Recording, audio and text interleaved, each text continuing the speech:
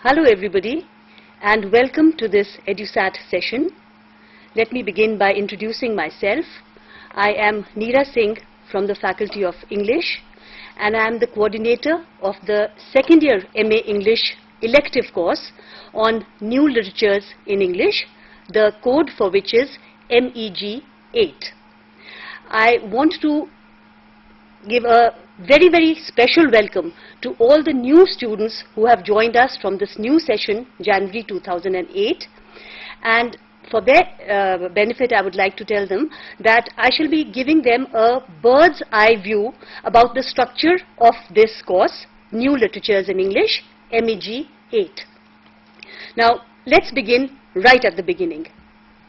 I'm sure you're all aware that in the past few decades, there has been a significant emergence of literatures belonging to various countries other than those of Britain or, for that matter, the United States of America. There has been a tremendous increase of interest in these literatures, in their variety, in their vitality, and now it's an emerging field, so to speak.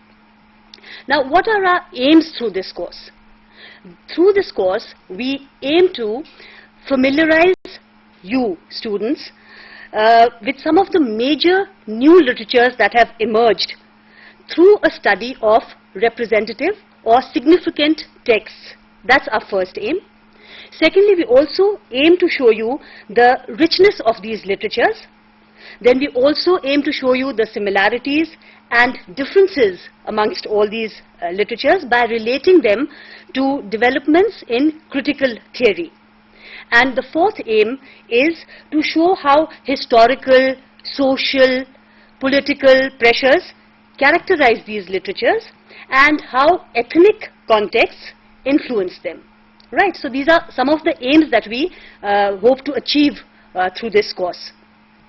Now, let me begin by giving you a block-wise breakup. In this course, we have 8 blocks.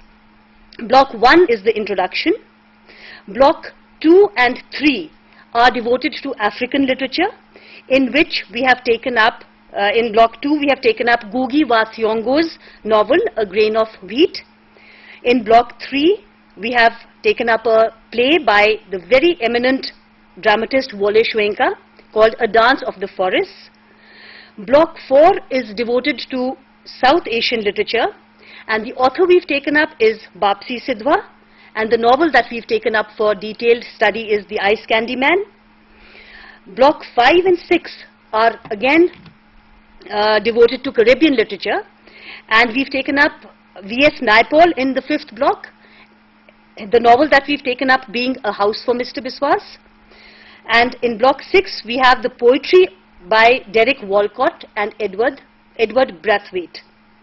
Block 7 is devoted to Australian literature, and the author we've taken up is Patrick White. The novel is The Solid Mandala. And Block 8 is the Canadian component of this course, the author being Margaret Lawrence, and the text is The Stone Angel.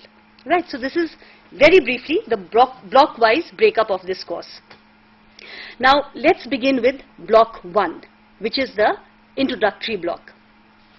Now, in this block, we have tried to fix the term New Literatures in English. We've tried to show you why we call it New Literatures in English rather than Commonwealth literature, as it was previously called, or colonial literature, or even post-colonial literature.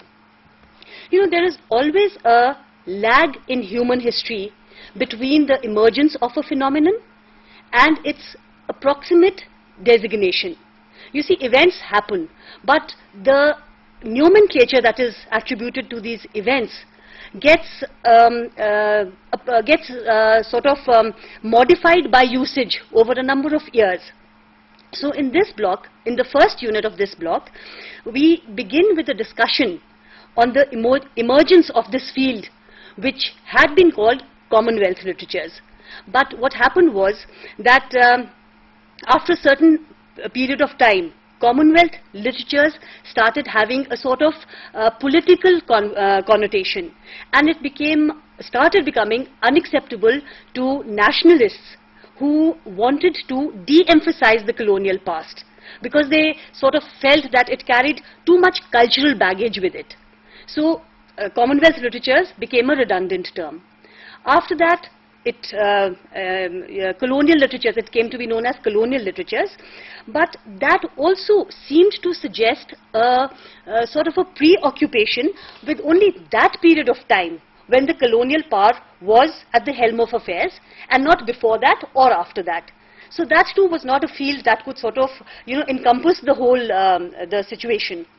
So there were limitations inherent in that name also. Then we come to post-colonial literatures. Now this technically includes all the culture affected by the imperial process, but the semantic basis of the term, post-colonial, post means after. So that seems to suggest that the post-colonial literatures were the literatures written only after the period of colonization, after the nations became independent. So that too had its limitations. Right. So there were various critics who gave their arguments for and against this. There were a number of counter-arguments given for and against this. And eventually, we sort of settled on a suitable nomenclature, which was new literatures in English. And why do we call it new literatures in English? Because this literature belongs to a period which was peopled, which was belonged to the nations which had newly gained independence. Nations like Zimbabwe, Nigeria, India, and even Australia, Canada, and New Zealand, which were settler colonies, they were peopled by new people, new immigrants. So in that sense, these were new nations. All right. And the second meaning of the term new literatures can be seen in the sense that the nations which had newly gained independence, or which had new immigrants settling in them, they already had a body of literature in their mother tongues. And this body of literature that emerged in these nations was comparatively newer. So that way, in that sense, there are no political connotations. There's nothing to suggest that these literatures only had a preoccupation with colonization or post-colonization or the whole process of imperialism. So this became more acceptable to nationalists as well as other critics. All right. But having said that, I also wish to add that whatever the name may be, whether it's Commonwealth literature or colonial literature, post-colonial literature or new literatures in English, this literature is in no way a mere supplement to British literature. In fact, it complements it because it has a lot of supranational qualities, it has a lot of universal qualities in that sense. So it complements other literatures and it also makes up for some of the deficiencies.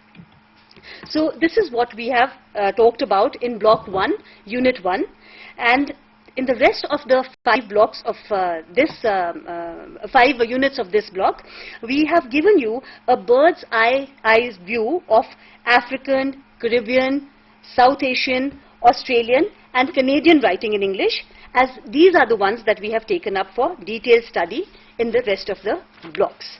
All right. So this was the introductory block. Then we come to Block 2. Now, in Block 2, we have taken up Ngugi wa Thiong'o's novel, A Grain of Wheat. Now, I'm sure we are all aware that reading of literature is always more interesting, more lively, and more thought-provoking when one has a knowledge of the society and the major events of that period at the back of one's mind. And if we are at all familiar with African literature, we would know that Ngugi wa Thiong'o is a very eminent writer from Kenya, and in fact he's one of the most socially committed writers, and he's had a very profound influence on the national politics of the country, and he has been very, very vocal in his stance against imperialism, against colonization. And he is a firm believer of the fact that a writer, or for that matter, literature, should serve as an effective tool and as an effective means of communication or for that matter a resistance to the imperial process. All right, and this novel that we've taken up, A Grain of Wheat, has the Mau Mau movement as its background. The Mau Mau movement was the freedom movement in its most violent phase in Africa, because there is a kind of a similarity between India and the War of Independence as well as the Mau Mau movement in Africa, because what happened was that the colonizers, especially the British, had taken over all the lands of the Africans, and they were the Africans themselves were made to work on the lands for a pittance. They were not paid enough for the lands that had been acquired. And as more and more Africans started getting educated, they realized that they were being taken advantage of. Also during that period, India and Pakistan were gaining their independence, so that also the ripples of that were also felt all over the world, and the Africans finally managed to realize that they had to raise their voice for an independent nation. And this was the last phase of their War of Independence, the Mau Mau movement. And this novel has the Mau Mau movement as its framework, and it provides the background to the novel. So in this sense, this novel becomes historical fiction, right? Now, the novel itself has a series of flashbacks through which Ngugi wa Thiong'o weaves a very powerful picture of the freedom struggle. All right. And in this blog, we've also provided a very comprehensive background to the whole history of Africa and the details of the various European powers that had come over and taken over the country, and how the War of Independence was eventually fought and independence was gained. All right. And Ngugi wa Thiong'o emphasizes the duty of the duty of every man in this freedom struggle, and how each one must fight for one's right and fight for one's own country. So this is basically, you could say it has political connotations, this novel, and it is definitely historical in its impact. All right. Now we go on to block 3, which is again African, and we have taken up a play called A Dance of the Forests by Soyinka. Now, Soyinka, of course, is a world-renowned author. He has won the Nobel Prize for Literature also. He is not only a writer, but he is also a political activist. And almost all his writings are a protest against some form of political injustice and political corruption. He now lives in the USA, and he continues to write for freedom and democracy. He belongs to Nigeria, as I must have already mentioned. Now, the play that we have chosen for detailed study is A Dance of the Forests, and this was performed for the first time on the eve of the independence of Nigeria. And therefore, naturally, Nigerian independence forms the framework of this play. Now, another issue which this play tackles is the relation of the artist to society. Because just like Thiong'o, even Soyinka believes that a writer should not live in an ivory tower. He should come down to the grassroots level and muster public opinion, muster public support for all his commitments, for his social commitments. And he believes sincerely that art can make a difference, it should make a difference, and an artist has an extremely crucial role to fulfill, that of exposing social ills and of trying to make a better society. Right? Now, this play, A Dance of the Forests, is slightly complex to understand. The language is a bit difficult, and it is steeped in Yoruba myth, which is of course alien to us. We are not very familiar with African culture, but very comprehensively we have in this block we've dealt with Yoruba myth, and as well as the language which Soyinka has used, because at times he has used very sophisticated rhetoric in order to show the complexities of African life, and at sometimes during some times of this play, it's the language that he has used is very, very native. It's pigeonized English to show the simplicity of African life. So that becomes a slightly difficult thing to unravel, but because we've given a lot of notes at the back of this block, and we've provided a very comprehensive glossary, so it shouldn't really be difficult for all of us to understand the play. Now, there's a lot of background information also on Nigeria.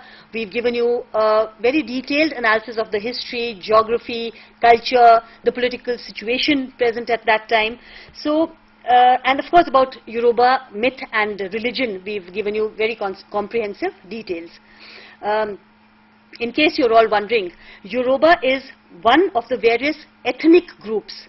In fact, it's the largest ethnic groups prevalent in Africa. And this is the group to which Soyinka also belongs. So once all these details have been given, the reading and understanding of this play becomes easier, and so there shouldn't be a problem there. And in fact, this whole play illustrates Soyinka's social commitment. And in fact, you know, he is such a socially committed person that when he won the Nobel Prize, in his Nobel Prize acceptance speech, he had launched a scathing attack on European scholars for their racism and for their misrepresentation of Africa by the Europeans. So in that sense, he's a very socially committed writer, and once we sort of go through this block, we realize that it brings to life the situation prevalent in Africa. Right, so this was block 3. Next we come to block 4, which is the South Asian component of this course, and the author that we've taken up is Bapsi Sidhwa.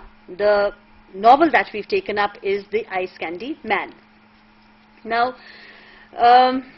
this novel has been set in the politically volatile period of India and Pakistan's partition in 1947. Basically, India, Pakistan, Bangladesh, Sri Lanka, Nepal are the countries which come under the rubric of South Asia. Now, most of these countries gained their freedom from British colonialism around the 1940s or so, and most of the literature that is coming out of these countries shares a commonality of themes, which at a very rough estimate are the partition, the East-West encounter, the pride in one's own culture, and issues of identity and nationhood. Okay, so in this block, we have given you a brief overview of all the literatures of the South Asian countries, which I've just mentioned, and we at a glance can see the various issues which are at stake and which we should keep in mind while approaching the English literature of South Asia. Then a very comprehensive background has also been given about the Parsi community to which Bapsi Sidhwa belongs, as I've already told you, that the background of any author has an important bearing on his or her works. So a historical perspective to this minority community has to be understood along with the Parsi ethos to have a better grasp of the novel. So in that sense, this novel is a historical novel. It is also has underpinnings of the partition. So in that sense, it is slightly political also in its thrust, because and also it's autobiographical, because the protagonist of this novel, who is the first person, the narrator of this novel, is a 9-year-old girl, Lenny, who is Parsi by birth, and she is inflicted by polio, and Bapsi Sidhwa herself as a child had polio. So in that sense, there are autobiographical connotations also to this novel. Okay, then another theme that we can see in this novel is woman as victim, right? Along with this, there are also, this novel also symbolizes politicians it stands for politicians and the corruption that they perpetuate on society. All right. So the message of this novel is brought out very subtly. It's not brought out overtly, and so in that sense, it's not stating a political view. The ice candy man himself is symbolic of politicians, because he at various times in the novel takes on different garbs. Sometimes he's an ice candy man, sometimes he's a holy man, sometimes he becomes a bird seller. So that is a kind of satire on our politicians who change their garbs to suit their means, right? So in that sense, it's a political novel. And what is particularly interesting in this novel is that a Pakistani view of partition is presented. Instead of an Indian view, the Pakistani view has been presented. And this is a very interesting novel, and I highly recommend that you all read this. Incidentally, here let me point out that all of you must read all the texts along with going through your blocks, because without a comprehensive knowledge of the text, you would never be able to answer the questions in your term end examination. And most of the novels that we've prescribed are extremely interesting and easy to go through. And these blocks that we give you for your study material are meant to be supplementary to these texts. So do go through these texts, and only then would you be able to understand the whole course. Right.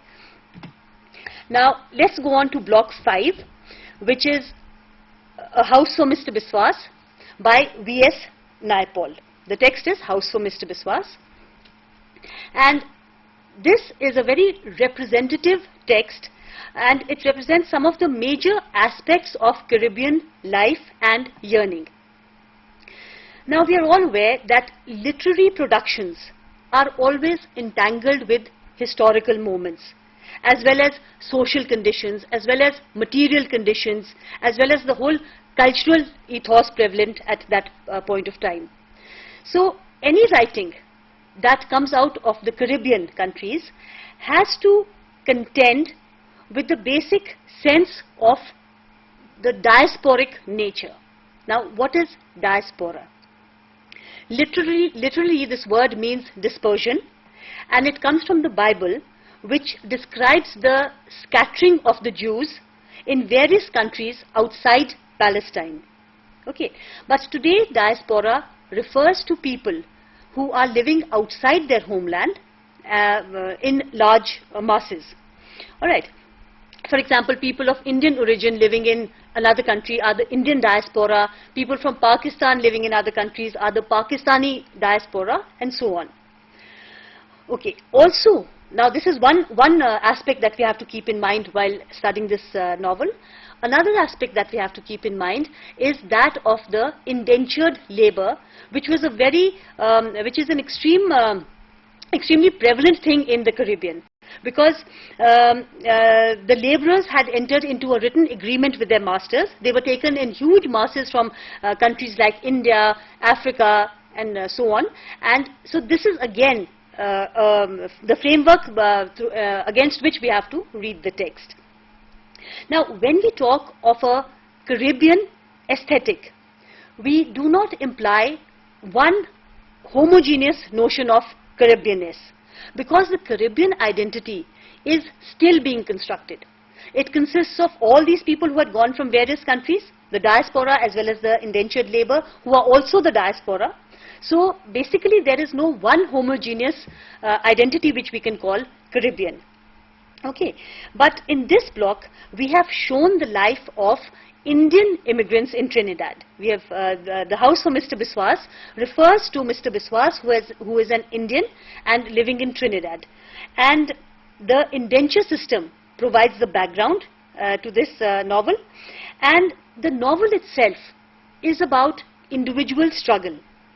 And this struggle is symbolic of the colonial man's physical and psychic disposition. Because right through the novel, Mr. Biswas spends his entire life looking for a house, trying to make a house for himself. And that stands for colonial man's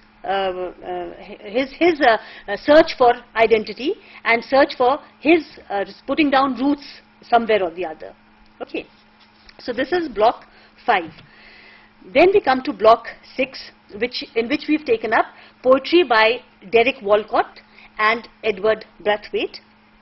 As I've just mentioned, Caribbean society emerged out of successive waves of free as well as forced migration from various countries, and the cultures of all these various people contributed to the formation of what we can broadly call Caribbean culture. Yet on one level, these different people also retained their distinctive identities. Now, these conflictual paradigms of being distinct entities with the possibility of assimilation are some of the issues that emerge in the poetry of Derek Walcott and Brathwaite. Now, what is of importance here is that both these poets, Walcott and Brathwaite, have two opposing stands on this issue. For example, Walcott stresses upon the multicultural diversity of the Caribbean, and Brathwaite focuses on the African roots of Caribbean culture. And the context in which this poetry has been discussed is the colonization of the region. Right? Now, we have given you, say, 3 or 4 poems each of both of these poets, as well as we've given you a history of colonization and the changes that the language, English language, went through. Now, what we've explained in details is how Caribbean poetry at first endorses the process of colonization, then how it reflects the process of colonial control, and finally how it subverts the process of colonial control. Again, the poems that we've chosen are very simple to understand, they're very interesting, and I really advocate that you go through these poems. We've given a comprehensive glossary at the back of each unit which should help you to understand all these poems. Alright, so these 2 blocks form the Caribbean component of this course. Then we come to block 7, which is the Australian component. We've taken up Patrick White's novel The Solid Mandala.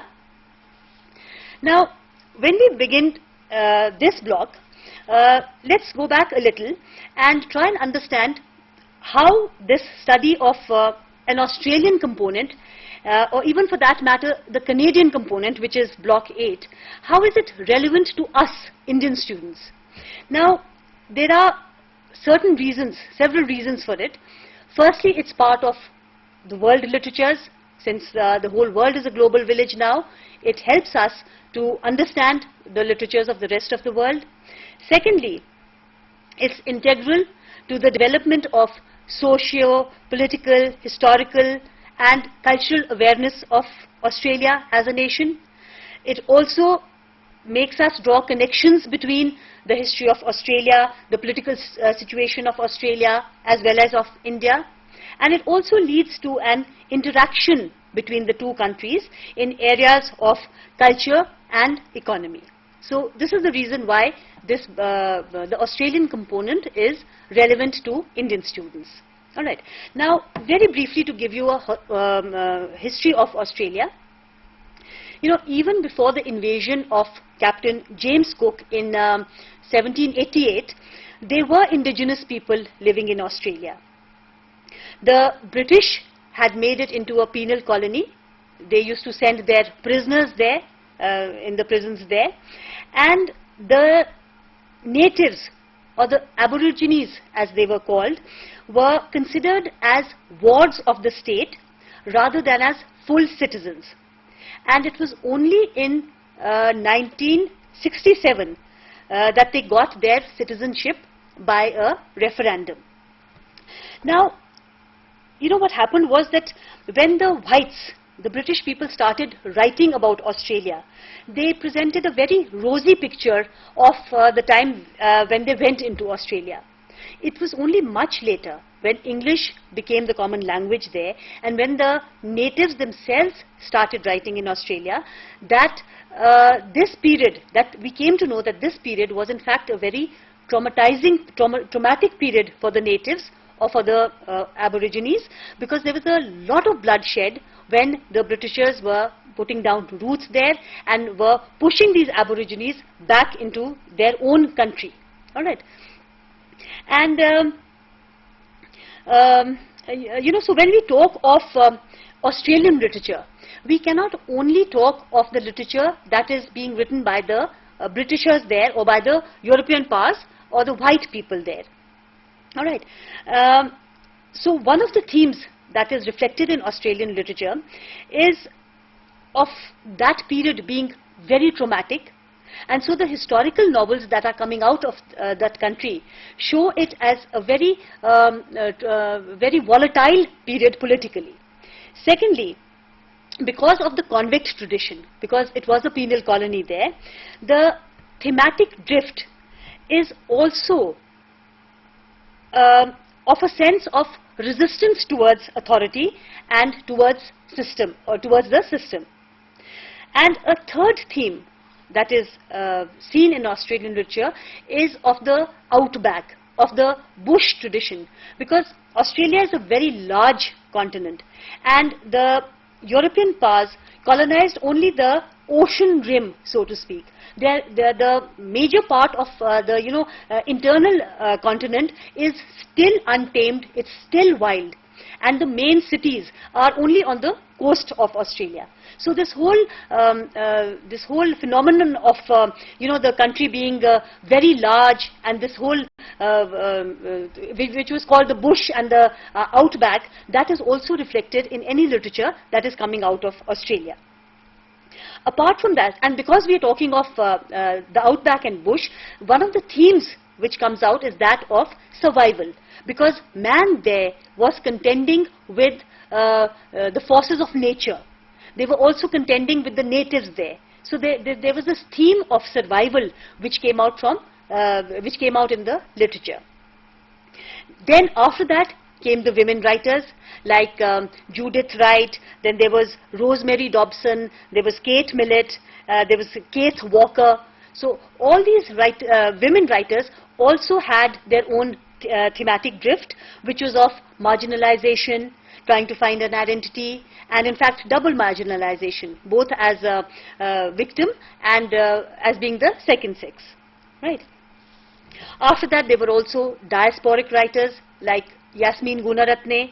So the Australian identity, or the Australian canon, became very multicultural, like the rest of the other countries that we've taken up for discussion. When Patrick White himself started writing, what was very common was the preoccupation with the bush tradition and the outback tradition. But he made a break with that, and what he wrote about was the psychological conflict of his characters.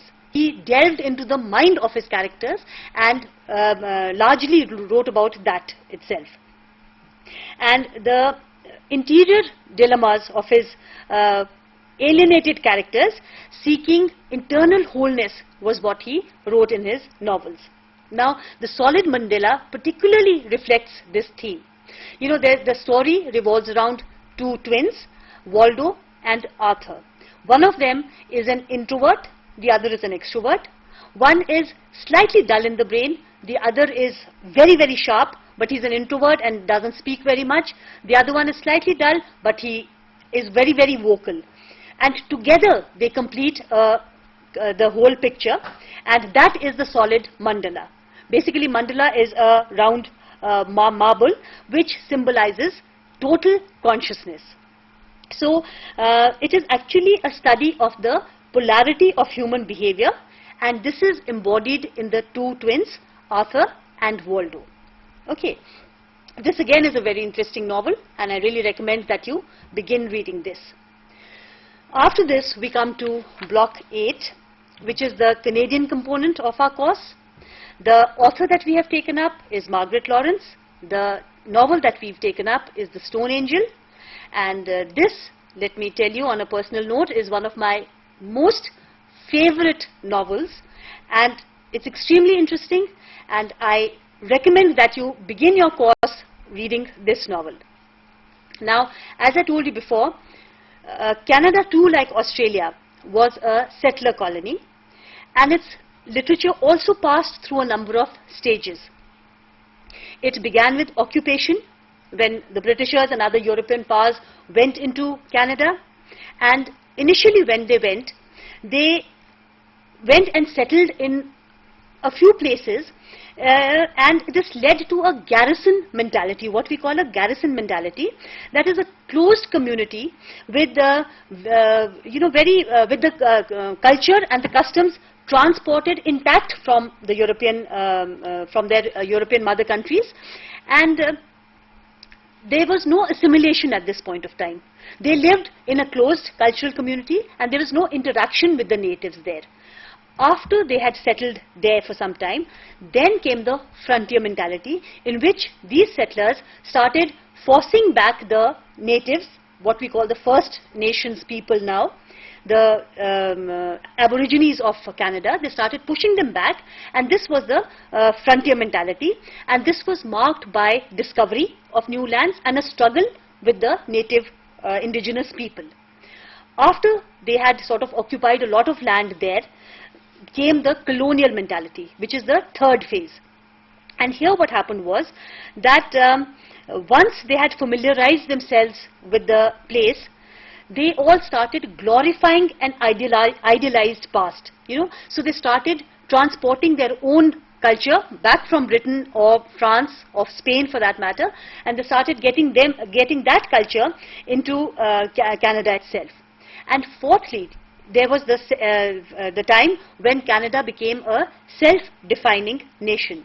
So basically there were four stages: the garrison mentality, the frontier mentality, the colonial mentality, and finally the self-defining nation.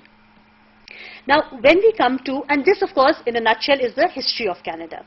Now when we come to the author that we have chosen for this block, Margaret Laurence, we realize that she is one of the most popular and most widely read authors in perhaps all around the world. She is an author of enormous stature, and although her novels may seem very simple on the surface, because she's talked about in 5 of her Canadian novels, she's taken up women characters, and very interestingly she's sort of led us through their life histories. But on a slightly lower level, on a deeper level, these characters, we realize after we've read the novel, they represent the history of Canada as a nation. Because for example, in this novel, The Stone Angel, the protagonist is a 90-year-old woman, Hagar Shipley, and Margaret Laurence takes us through her life history, in which she rebels against authority. She rebels against all the people in her life, her father, her husband, her sons. She's an obstreperous, old, cantankerous woman, and slowly, by the time she reaches 90 years, she discovers her own self. She realizes her own faults. She realizes that she has sort of, bound herself in chains, and there's a barbed wire fence in which she has placed herself, and to emerge out of that barbed wire fence and the masks that we wear, she eventually gets this epiphany, this moment of insight, in which she emerges as a sort of a more complete personality, in which she finds her own identity.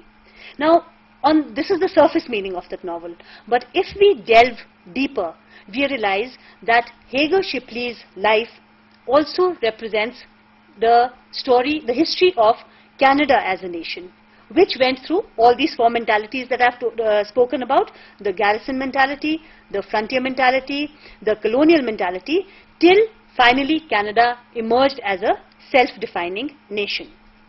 Alright, so from being pitted in battle against almost everyone in her life, Hagar Shipley finally gained self-knowledge and acquires a certain amount of peace.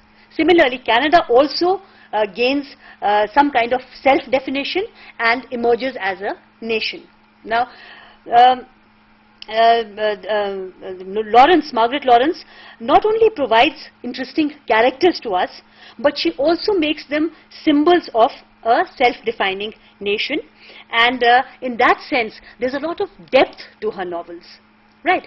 So these were the 8 blocks that we have taken up in this course, and now when we sort of look back on these 8 blocks, we realize that there are a number of similarities as well as a number of differences in these literatures, all these literatures.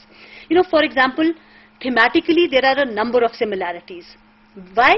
Because at the very base there is the shared colonial experience, right? So naturally all these literatures are emerging from countries which at one point of time were colonized, and they went through the imperial process. So one of the themes is the colonial experience. Another theme is this whole business, this whole impulse to engage in post-colonial reorganization and post-colonial reconstruction.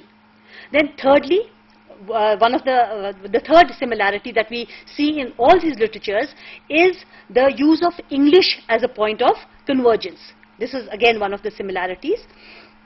But here we must point out that because of diverse cultural contexts, English did not remain the British English that we've all studied in schools. You know, the English that we write as capital E English. This English which comes out of these new nations is the small e, the lowercase e English. All right, because there was so much borrowing from native speech in this English. You know, for example, when we talk of the English that is emanating from India, novels that are emanating from Indian writers, we have many words like, the word that comes to mind is khaki, and you know, a lot of other words like this which the mainstream English has taken into itself. So the language in all these countries had to orient itself to new tasks and challenges, and it had to do this in order to express the new experiences that were taking place all around the world. So these are some of the similarities that all these literatures face. But there are also a number of differences that we can see in these, and some of these are the differences in settler colonies and invader colonies, because as we know, Canada and Australia were settler colonies. So here the people had to find their own identity, but for invader colonies like Africa and India, the themes centered around dispossession, cultural fragmentation and colonial domination. Whereas for settler colonies, the white settlers had to find their own identity. They had to, there was a need for self-definition, and there was a quest for national identity. Of course, for the West Indies, the story was totally different, because the West Indian, unlike the Indians or the Africans, the West Indian was uprooted from his mother country and transplanted. So there was loss of identity, there was a great deal of despair, and so these were some of the issues at stake for the West Indian. Now, at the very base and structure of the West Indian cultural awareness was the experience of colonization, and a West Indian's judgment depended a lot on an absent mother culture or a foreign culture. All right. So these were basically some of the similarities and some of the differences which for which we must look for in all these texts.